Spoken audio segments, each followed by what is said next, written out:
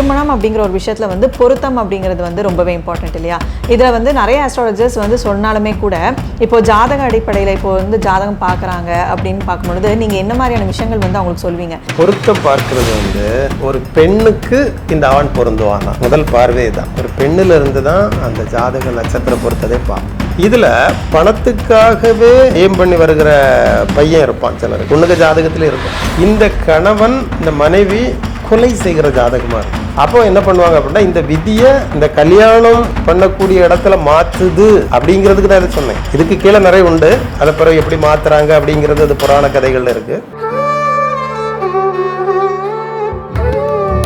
Astro Tamil அன்பு நேயர்களுக்கு வணக்கம். பொதுவாக நம்மளோட வாழ்க்கையில் வந்து திருமணம் அப்படிங்கிற ஒரு விஷயம் வந்து ரொம்பவே இம்பார்ட்டண்ட். அதில் வந்து இப்போ நிறைய ப்ராப்ளம்ஸ் என்ன ஃபேஸ் பண்ணுறாங்க அப்படின்னு பார்த்தீங்கன்னா, இந்த பொருத்தம் சார்ந்த விஷயத்தில் தான். இப்போ வந்து ஜாதகம் பார்க்குறாங்க, பொருத்தம் எல்லாமே சரியாக இருக்குது, ஆனால் ஃபேமிலியில் அப்படி ஒரு ப்ராப்ளம் அப்படின்னு பார்க்கும்பொழுது ஏன் நடக்குது அப்படின்னு சொல்லி வந்து எல்லாருக்குள்ளேயும் ஒரு கேள்விக்குறி இருக்கு இல்லையா? பொருத்தம் அப்படிங்கிற ஒரு விஷயம் வந்து எவ்வளோ இம்பார்ட்டண்ட். இப்போ மேரேஜ்க்கு அப்புறம் வரக்கூடிய ஸ்ட்ரகிள்ஸ், ஃபார் எக்ஸாம்பிள் ஒரு ஃபினான்ஷியலாக ஒரு ஸ்ட்ரகிள் இருந்தாலுமே வந்து ஃபேமிலியில் வந்து எப்படி பாதிக்குது, அதை வந்து எப்படி ஹேண்டில் பண்ணுறாங்க, அந்த ப்ராப்ளம்ஸை வந்து எப்படி வந்து சால்வ் பண்ணுறாங்க அப்படின்னு சொல்லி தான் இருக்கு இல்லையா? ஸோ ஜாதக ரீதியாக இதுக்கெல்லாம் என்ன காரணமாக இருக்குது அப்படின்னு சொல்லி தான் இன்னைக்கு பேச போகிறோம். ஸோ நம்ம கூட ஆஸ்ட்ரோ ராபின் அவர்கள் இருக்கிறாங்க. நிறைய விஷயங்கள் அவங்க கிட்ட கேட்டு தெரிஞ்சுக்கலாம். வணக்கம் சார். திருமணம் அப்படிங்கிற ஒரு விஷயத்தில் வந்து பொருத்தம் அப்படிங்கிறது வந்து ரொம்பவே இம்பார்ட்டன்ட் இல்லையா? இதில் வந்து நிறைய ஆஸ்ட்ராலஜர்ஸ் வந்து சொன்னாலுமே கூட இப்போ ஜாதக அடிப்படையில் இப்போ வந்து ஜாதகம் பார்க்குறாங்க அப்படின்னு பார்க்கும்பொழுது நீங்கள் என்ன மாதிரியான விஷயங்கள் வந்து அவங்களுக்கு சொல்வீங்க?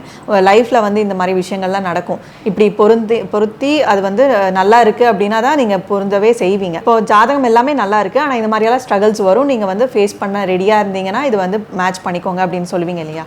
ஸோ இதெல்லாமே வந்து நீங்கள் எப்படி கணிச்சு சொல்கிறீங்க? இதை பற்றி கொஞ்சம் சொல்லுங்கள். பொதுவாக பொருத்தம் பார்க்கறது வந்து ஒரு பெண்ணுக்கு இந்த ஆண் பொருந்துவானா முதல் பார்வை தான். ஒரு பெண்ணில் இருந்து தான் அந்த ஜாதக நட்சத்திர பொருத்ததே பார்ப்போம். இந்த பெண்ணை நல்லா வாழ வைப்பாங்களா, கண் கலங்காமல் பார்ப்பாங்களா, இப்படிப்பட்டது. இதில் நட்சத்திர பொருத்தம் அப்படிங்கிறது இருக்குது, அதில் வேதை பொருத்தம் முக்கியமாக பார்ப்பாங்க. வேதை பொருத்தம் அப்படிங்கிறது கண்டரச்சுன்னா பொருளாதாரங்கள் சேராது. பாதரச்சு அப்படின்னா அவங்க அலைஞ்சே வாழ்க்கையில் அலைஞ்சிட்டே இருப்பாங்க, அடுத்த ஒரு இடத்துல நிலையாக நிற்க முடியாது. அப்போ இதை சேர்க்க மாட்டாங்க. பொருளாதாரமும் சேராதவதை சேர்க்க மாட்டாங்க. இந்த கண்டரச்சுனா கழுத்து, பெண்களுக்கு தாலி பாக்கியத்தை சொல்லும். இன்னொன்று சிரசு. இந்த சிரஸில் இருந்தால் ஒரு ஆளை தட்டிடும், கணவனை தட்டிடும். கண்டத்தில் இருந்தால் அவங்க மனைவியை தட்டிடும். ஒன்றுக்கு ஒரு இது இருக்குது. இது வேதையும் அதுவும் சேர்ந்தே தான் வரும். அந்த வேதையில் 3 நட்சத்திரங்கள் வரும்போது வேதையாக சேர்ந்து ரச்சு வருகிற நட்சத்திரத்தை மட்டும் பிரிச்சுருவாங்க. இதில் அது சேர்க்க மாட்டாங்க. இது ஒரு விதி. அதுக்கப்புறம் என்ன பார்ப்பாங்க அப்படின்னா, இந்த கணவன் இந்த மனைவி கொலை செய்கிற ஜாதகமாக இருக்கும். இந்த இதுக்கு இது இருக்குதா அப்படின்னு பார்ப்பாங்க. அப்படி இல்லைன்னா இந்த கணவனால் இந்த மனைவி கொல்லப்படுவாள், அந்த மனைவியால் இந்த கணவன் கொல்லப்படுவான்.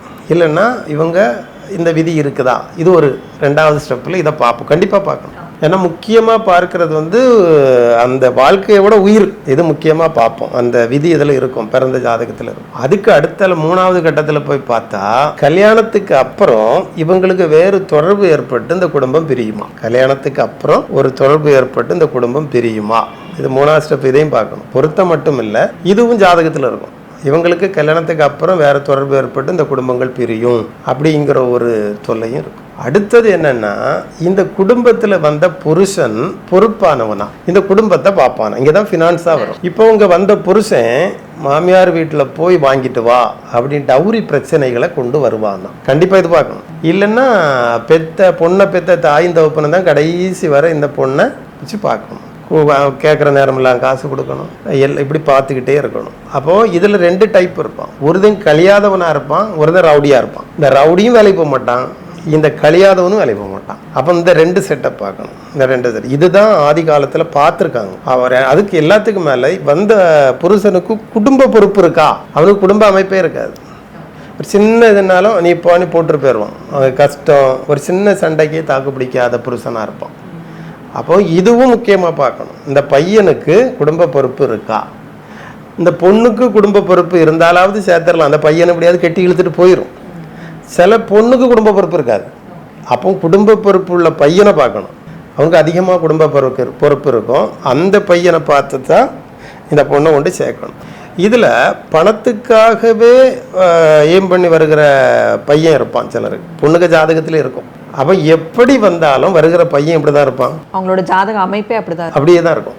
அப்போ வருகிறவன் இதுக்காக தான் வருவான். அப்போ அப்படி வரும்போது இவங்க எப்படி இதை ஹேண்டில் பண்ண போகிறாங்க அப்படின்னா, அந்த பெண்ணை பலமாக்கணும். பெண்ணுக்கு ஒரு பெரிய வேலை கிடைக்கிறது மாதிரி, அவர் பேக் சப்போர்ட் பண்ணுறது மாதிரி பண்ணது மாதிரி தான் பார்க்கணும். இன்னொன்று என்னென்னா, இவர் வீட்டோட மாப்பிள்ளையாக வருவாரா, இல்லைன்னா மாமியார் வீட்டோட சண்டை போடுவாரா, இந்த விதி ஒன்று இருக்குது. அதுக்கப்புறம் இந்த குடும்பம் பிரிஞ்சாங்க. கல்யாணத்துக்கு பிறகு மகா வரலை, பேசலை, அவர் மருமகனுக்கு பிடிக்காது, இப்படிப்பட்ட ஒரு அமைப்பு இருக்குது. ஆக எல்லாம் பார்த்தா கல்யாணமே நடத்த முடியாது. இவ்வளோ இதில் பார்த்தா நடத்த முடியாது. இதில் ஓரளவு மிகவும் இப்போ ஒரு 50க்கு 50ல் 51 மார்க்காவது கூடணும். 49 வந்துட்டா அது தேரவே செய்யாது. 1 மார்க்காவது கூடிட்டுன்னா அதை சேர்த்துடலாம். ஒன்றும் இல்லை, ஒரு பலகீன மாதிரி தான் உள்ள பேலன்ஸ் பண்ணிடும். அப்படி இருக்கும். இப்படி பண்ணக்கூடிய ஜாதக விதிகள் ஜாதகத்தில் கண்டிப்பாக இருக்குது. இந்த அதே மாதிரி ஒரு பொண்ணுக்கு விதவை யோகம் இருக்கும். அப்போ விதவை யோகம் இருந்ததுன்னா ஒரு சுமங்கலி யோகம் இருக்கிற பையனை தான் கட்டணும். இல்லைன்னா இவங்க ஒரு 6-7 வருஷம் வாழ்ந்துட்டு அதுக்கப்புறம் 2 குழந்தையாயிரம், கணவன் செத்துரும், வேற கல்யாணம் பண்ண முடியாது, இப்படியே போக வேண்டிய தலையெழுத்தை தந்துடும். இதுவும் பார்க்கணும். இது சுமங்கலி. அதே மாதிரி ஆண்களுக்கு இருக்கும் விதவை யோகம். அப்போ பெண்களில் சுமங்கலியாக இருக்கிற பெண்ணைத்தான் அதை கல்யாணம் பண்ணணும். இல்லைன்னா கொஞ்சம் நாளை கழிச்சு அதெல்லாம் பிரிஞ்சு போயிடும்.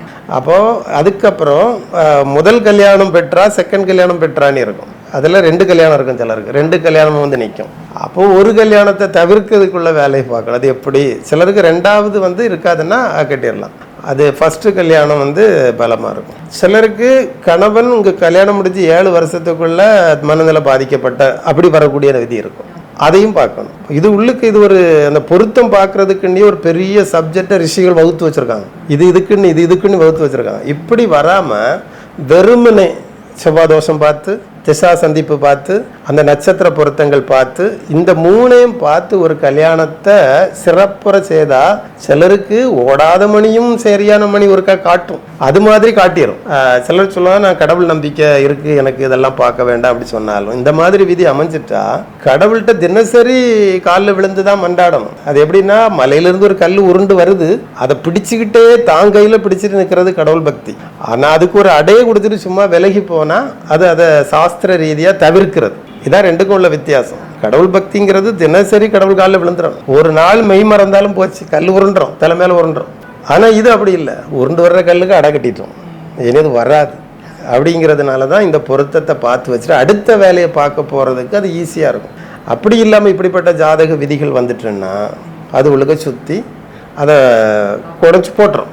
அதுக்கப்புறம் அவங்க வாழ்க்கையிலே ரொம்ப கஷ்டப்படுவாங்க. இது ஒரு ஜாதக விதியை மாற்றுறதுக்கு முக்கியமாக வச்சிருக்கிறது இந்த கணவன் மனைவி சேர்ந்துவார். அது என்ன அப்படின்னா, எனக்காக நீ, உனக்காக நான். அந்த பொது வாழ்க்கை, அந்த பொது வாழ்க்கைக்குள்ளே வருகிற அந்த வாழ்க்கை விதியில் தான் ஜாதகமே மாறும். மற்ற எதுவுமே தலைவெழுதியை மாற்றாது.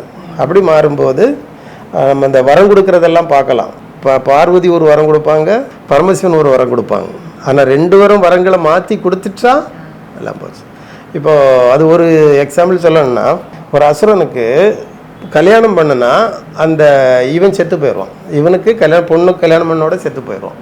அப்போது அசுர குருவை போய் கேட்பான், நான் கல்யாணம் பண்ணனா நான் செத்துருவேன், அதனால் நான் இப்படி சாகாமல் இருக்கிறதுக்கு என்ன வழி இருக்குது எனக்கு சொல்லித்தாரும். ஏன்னா அசுரர்கள் எல்லாம் அசுர குருவை தான் வேண்டும். அந்த நேரத்தில் அவர் சொல்லுவார், நீ இந்த ஊரில் ஒரு பொண்ணு இருக்கா, இது பரமசிவனுக்கு விதியில் உனக்கு இப்படி இருக்குது.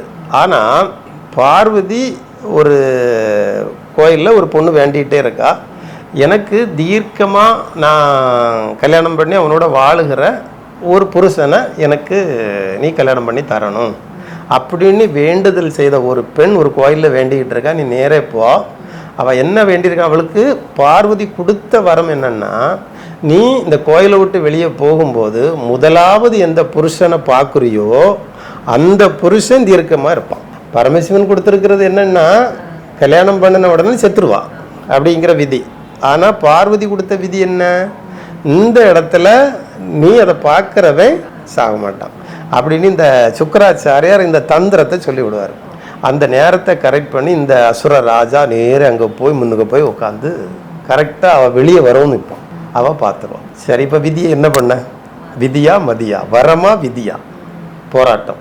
அப்போ என்ன பண்ணுவாங்க அப்படின்னா, இந்த விதியை இந்த கல்யாணம் பண்ணக்கூடிய இடத்துல மாற்றுது அப்படிங்கிறதுக்கு தான் இதை சொன்னேன். இதுக்கு கீழே நிறைய உண்டு, அதை பிறகு எப்படி மாற்றுறாங்க அப்படிங்கிறது அது புராண கதைகளில் இருக்குது. அப்போது இது எப்படி மாறுது அப்படின்னா, அந்த கல்யாணமானது ஒரு விதவையை ஒரு சுமங்கலி யோகம் வந்து முறிச்சிரும் அப்படிங்கிற பொருத்தமே அதுதான். ஒரு ஏழ்மையை ஒரு செல்வம், ஒரு சௌபாக்கியம் வந்து முறிச்சிரும் இந்த மாதிரி. அதனால இந்த இவ்வளவு விஷயங்கள் உள்ள இருக்குது. அதனால இந்த பொருத்தம் பார்க்கறது வந்து ரொம்ப முக்கியமான ஒரு விஷயம். அதனால தான் இந்த பொருத்தத்தை இவ்வளவுக்கு சொல்கிறேன். அதில் செல்வாக்கு செல்வம் மிகுந்ததாக இருக்கும். இதில் கணவன் வேலைக்கு போவானா, இல்லைன்னா மனைவி வேலைக்கு போவாளா, அப்படிப்பட்டதெல்லாம் இந்த கட்டத்தில் தெரிஞ்சிடும். ஸோ ஒரு ஜாதகம் அப்படின்னு பார்க்கும்பொழுது எல்லா விஷயமே வந்து பர்ஃபெக்டாக வந்து கணிச்சு சொல்லிட முடியும். கல்யாணத்துக்கு அப்புறம் இப்படி தான் இருக்கும், இந்த லைஃப் வந்து இப்படி தான் இருக்கும் அப்படின்னு சொல்லி. ஸோ ஒரு கல்யாண வாழ்க்கையில் பிரச்சனை வருது அப்படின்னு பார்க்கும்பொழுது, ஸோ கன்சல்டேஷன் எடுத்து பார்க்கும்பொழுது தான் என்ன மாதிரியான விஷயங்கள் வந்து ஜாதகத்தில் இருக்குது அப்படின்னு சொல்லியே தெரிஞ்சுக்க முடியும் இல்லையா? ஸோ ரொம்ப அற்புதமாக சொன்னீங்க. நம்ம நேர்களுக்கு வந்து இந்த பதிவு வந்து ரொம்பவே யூஸ்ஃபுல்லாக இருக்கும் அப்படின்னு சொல்லி நம்புகிறோம் சார். ஸோ தொடர்ந்து ஜோதிடம் சார்ந்த நிறைய விஷயங்கள் வந்து அடுத்தடுத்து பேசலாம் சார். அது வரைக்கும் நன்றி, வணக்கம்.